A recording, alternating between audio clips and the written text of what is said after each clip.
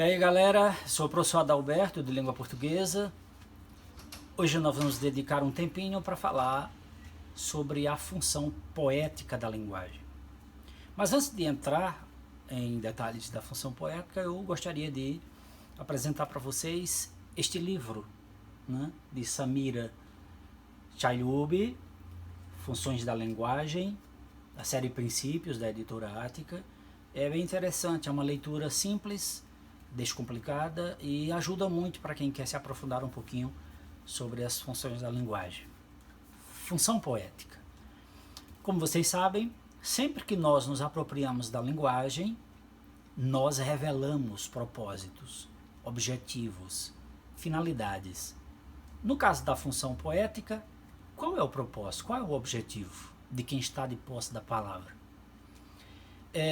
Observem que sempre que você está diante de um texto em que você percebe a exploração de determinados recursos sonoros, fonéticos, preocupação com métrica, com rima, que tem a ver com a sonoridade, a exploração desses recursos caracteriza a função poética da linguagem.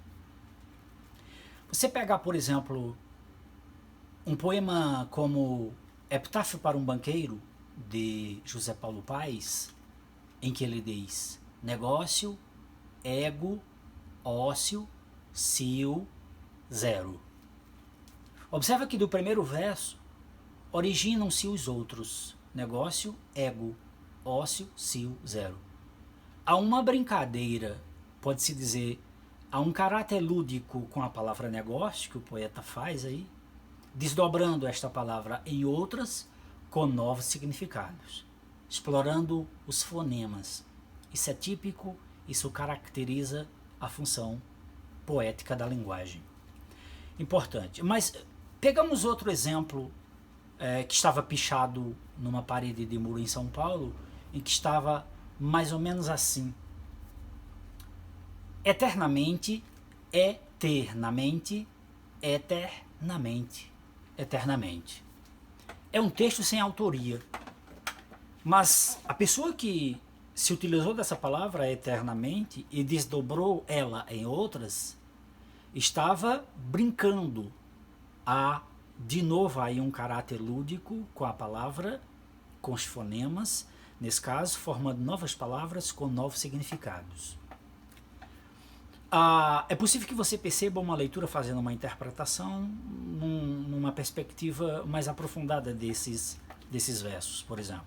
Lá no caso do José Paulo Paes, há uma leitura crítica em relação ao aspecto econômico de desigualdades sociais, e o próprio formato do poema, você deve perceber que meio que afunila. Isso também, numa leitura visual, faz parte dessa construção artística, dessa elaboração que caracteriza a função poética. As cantigas de Ninar são exemplos magníficos sobre. Mas você pode pegar um outro texto, como por exemplo Beba Coca-Cola, de Décio Pignatari, do poeta Décio Pignatari, do concretismo brasileiro dos anos 50 e 60, e ver que ele brinca: beba Coca-Cola, babe cola, e finaliza no último verso com a palavra cloaca, a palavra cloaca formada a partir dos fonemas que estão na expressão Coca-Cola. E a leitura que ele faz, extremamente crítica, mesmo brincando com os fonemas, e ao brincar constrói essa leitura crítica em relação a esse produto e ao consumismo da Coca, do produto Coca-Cola. A exploração dos fonemas aí caracteriza a função, sem sombra de dúvida, a função poética da linguagem. Mas vamos a uns versos do poeta brasileiro Cruz e Souza, lá do simbolismo, final do século XIX, início do século XX, em que ele diz: vozes veladas, veludosas, vozes volúpias dos violões, vozes veladas, vagam nos velhos vórtices velozes dos ventos vivas vãs vulcanizadas.